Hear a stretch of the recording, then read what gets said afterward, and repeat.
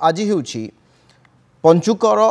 तृतीय दिन तथा शेष सोमवार कटक जिलार अन्यतम शैवपीठ बाबा धवलेश्वर पीठरे पालन होउछि बड़ ओषा भोर 4टारू पहुड़ खोल 108 गरा कलश जल स्नान और मंगल आलती करा आज श्रद्धालु मानू बड़सिंहार बेश दर्शन देउछन्ति बाबा। आज त्रयोदशी और चतुर्दशी संधिक्षण में हरिहर भेट करा प्रभु निकट में गजभोग लगी करा अन्यतम शैवपीठ बाबा धवलेश्वर पीठ अच्छु जी कह धवलेश्वर पीठ आज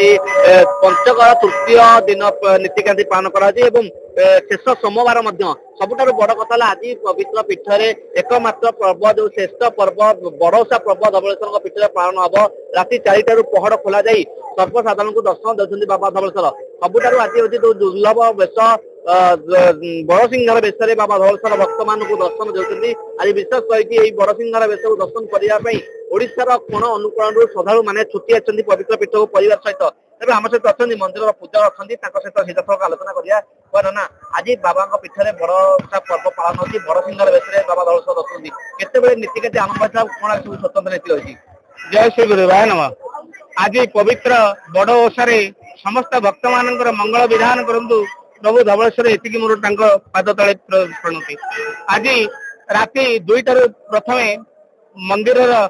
द्वारपीठा नीति संपन्न हो सारापर 108 सुभाषित जल प्रभु को आग स्नान कर सारापर मंगल आरती भोग आमर अर्चन हुए गोटे स्पेशली जोटा कि शुद्ध स्फुटिक भाव खेचड़ी भोग प्रथम अर्पण कराइला जहाँ मंगल आरती कहुए या ठाकुरंगर शंकुड़ी भोग प्रभु को अर्पण कराइला एवं ठाकुर को यही 5 दिन भितर जोटा कि आमर कहुए घर्षण भोग ठाकुर लिंग घर्षा ठाकुर को अर्चन मार्जन कराए एवं आज जो आपन कहले बड़ ओषा आज हूँ त्रयोदशी एवं आज हूँ गजभोग आज राति 12टा पर त्रयोदशी एवं चतुर्दशी संधिक्षण में हरिहर भेट हो सारा ठाकुर आज गजभोग समस्त वितरण कर भक्त मैंने पाइबे। आज हूँ पवित्र दिन जस्य कृपा बड़े कृष्ण चूड़बलम ये हूँ अकर्म कर्मदायक क्या कर्म न थाए सी प्रदान कर समस्त मंगल विधान हो ये मोर आज ठाकुर पाखे मिनती। शुणुले सीधासख नना प्रतिज्ञा जो रही त्रयोदशी और चतुर्दशी संधिक्षण में आज पवित्र पीठ में गजभोग लगी जो पूजक समिति पक्षर बर्तमान गजभोग प्रस्तुति आरंभ हो जाए जो गजभोग आरंभ हम से करेंगे अच्छे कि माँ अच्छे कहे माँ धवलेश्वर आसते दर्शन करेंगे केते विश्वास धवलेश्वर पर बहुत विश्वास शांति लगे बहुत शांति लगे भल लगे ना आसगली 8 दिन आगु आसती पुणी एबे भी आसुची सब वर्ष आसे झील कर जो करूँ एवं कर झील कर